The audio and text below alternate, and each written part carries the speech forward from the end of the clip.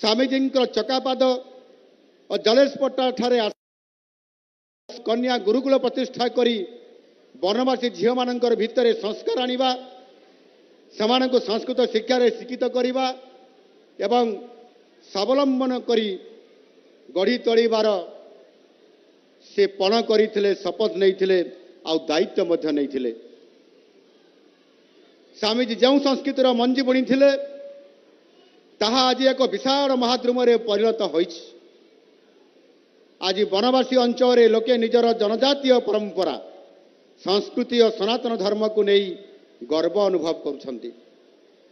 धर्मांतरीकरण विरुद्ध रे से आरंभ करितबा सचेतनता आज समग्र राज्य रे एक जाग्रत सनातनी संकल्प भावे आज सभा पाउछि।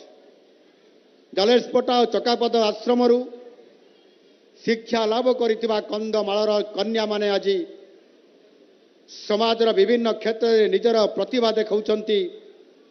स्वामीजी द्वारा दिया जाइतबा संस्कार और शिक्षा आज भी नुआ पीढ़ी को आज निरंतर भाव मार्गदर्शन करी चालुछि।